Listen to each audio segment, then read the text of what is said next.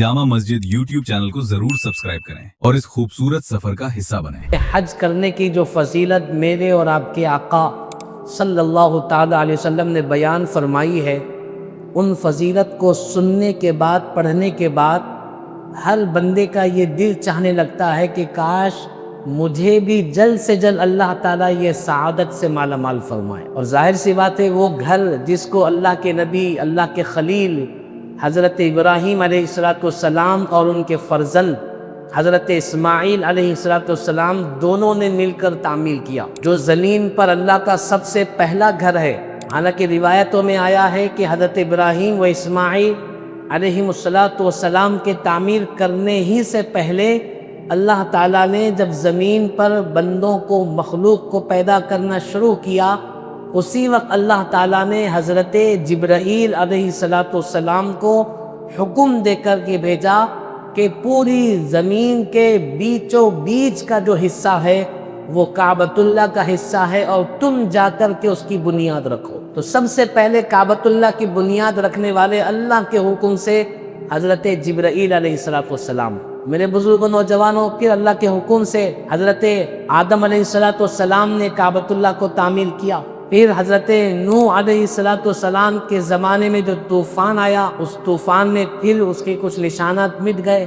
बुनियादी और मजबूती तौर पर काबतुल्लाह की जो तामीर हुई, अल्लाह ताला ने कुरान पाक में इरशाद फरमाया कि बेशक हज़रत इब्राहीम व इस्माईल अलैहिस्सलाम ने काबतुल्लाह को तामीर फरमाया।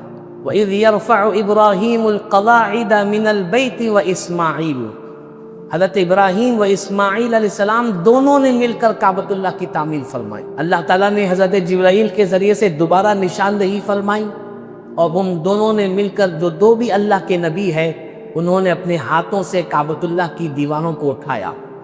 मेरे बुजुर्गों, नौजवानों, तारीख़ में लिखा है, आका करीम सल्लल्लाहु ताला अलैहि वसल्लम इरशाद फरमाते हैं कि जब अल्लाह ताला ने इन दोनों को काबतुल्लाह की तामीर का हुक्म दिया तो दोनों ने मिलकर काम करना शुरू किया। पत्थर जमा किए, बड़े बड़े ग्रेनाइट पत्थर हुआ करते थे। हज़रत इस्माईल अलैहिस्सलाम उठा कर लाकर अपने बाबा हज़रत इब्राहीम अलैहिस्सलाम को देते और हज़रत इब्राहीम अलैहिस्सलाम अपने दस्ते मुबारक से लाइन से जमा करके काबतुल्लाह की दीवारों को उठाते थे। जब ये काम चलता रहा, दीवारें उठना शुरू हुई चारों तरफ से, तो जितना कद हज़रत इब्राहीम अलैहिस्सलाम का था वहाँ तक दीवार उठ गई। अब उसके आगे दीवार उठाना है। आज के ज़माने में अगर हम देखें तो हम देखते हैं मज़दूरों को, काम करने वालों को बड़ी लकड़ियों का इस्तेमाल करते हैं, चारों तरफ से लकड़ियों को गाड़ते हैं, फिर रस्सियों से बंधते हैं, फिर ऊपर चढ़ करके वो बाकी की दीवार तामीर करते। अब उस ज़माने में तो ये चीज़ें थी नहीं।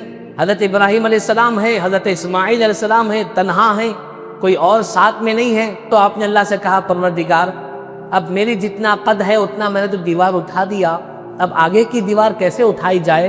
तो अल्लाह सुब्हानहू व तआला ने आसमान से एक जन्नती पत्थर को नाजिल फरमाया और अल्लाह ताला ने हुक्म दिया कि मेरे खलील इब्राहीम, इस पत्थर पर खड़े हो जाओ और इस पर खड़े होकर के तुम बाकी की दीवार को तामीर करो। आपने कहा, मौला, दीवार ऊंची करना है और पत्थर उतना बड़ा भी नहीं है कि मैं खड़ा हो जाऊं तो हाइट कुछ ज़्यादा हो जाए। रिवायतों में आया, आका करीम सल्लल्लाहु अलैहि वसल्लम ने इरशाद फरमाया कि जब हज़रत इब्राहीम अलैहिस्सलाम उस पर खड़े हुए तो बाज़ उलमा ने लिखा है कि अल्लाह ताला ने हुक्म दिया कि इब्राहीम, मेरे आखिरी नबी पर दुरूद पढ़ो। हज़रत इब्राहीम अलैहिस्सलाम ने हमारे नबी पर जब दुरूद व सलाम पढ़ा तो आपके ज़बान मुबारक से जब हमारे नबी का नाम मुबारक निकला, आपके कदमों के नीचे जो जन्नती पत्थर था वो मोम की तरह नरम हो गया और उस पर आपके कदम के निशान पड़े। दूसरी एक बात यह है कि जब हज़रत इब्राहीम अलैहिस्सलाम उस पर खड़े हो गए तो अल्लाह के हुक्म से खुद ब खुद वो पत्थर हज़रत इब्राहीम अलैहिस्सलाम को लेकर ऊंचाई की तरफ जाने लगा। खुद ब खुद अल्लाह का हुक्म होता और वो पत्थर हज़रत इब्राहीम अलैहिस्सलाम को उठाता। हज़रत इस्माईल अलैहिस्सलाम पत्थर देते, आप जैसे ही पत्थर लेकर जिस जगह पे रखने का इरादा करते थे वो पत्थर उठाकर आपको वो जगह पे ले जाता था और हज़रत इब्राहीम अलैहिस्सलाम उस जगह पर पत्थर को रख देते थे। इस तरह से काबतुल्लाह के चारों तरफ की दीवार की तामीर हुई।